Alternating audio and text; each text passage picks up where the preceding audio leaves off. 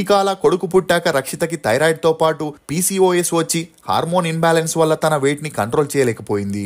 ఇక అలా ఎప్పుడైతే 2010లో రక్షిత బుల్లితెరలో యాంకర్ గా తన సెకండ్ ఇన్నింగ్స్ ని స్టార్ట్ చేసిందో ఆ ప్రోగ్రామ్ లో రక్షితని చూసి అందరూ షాక్ కి గురయ్యారు. మూవీస్ లో గ్లామరస్ గా ఉన్న రక్షిత ఉన్నట్టుండి ఓవర్ వెయిట్ అవ్వడంతో ఈ విషయం గురించి అన్ని చోట్ల హల్చల్ అవ్వడం మొదలైంది.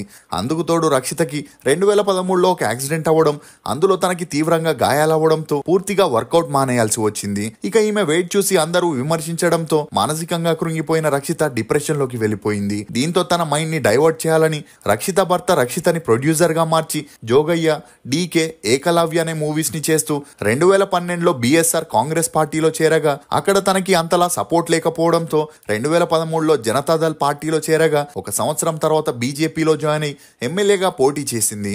ఇక అందులో ఈమె ఓడిపోవడంతో రాజకీయాలకి ఫుల్ స్టాప్ పెట్టేసి మళ్ళీ బుల్లితెరలో కొన్ని కామెడీ డాన్స్ రియాలిటీ షోస్ కి జడ్జిగా వ్యవహరిస్తూ బిజీగా ఉంటుంది. ఇక రీసెంట్ గా తన స్టెప్ బ్రదర్ అయిన రానా పెళ్లి జరగగా అందులో రక్షిత మునపటి కన్నా ఎక్కువ లావుగా మారి గుర్తుపట్టలేనంతలా కనిపించడంతో ఇప్పుడు అన్ని చోట్ల రక్షిత వెయిట్ గురించే వార్తలు హల్చల్ అవుతున్నాయి. మీకు రక్షిత నటించిన సినిమాల్లో ఫేవరెట్ ఏదనేది కమెంట్ సెక్షన్ లో తప్పకుండా తెలియజేయండి.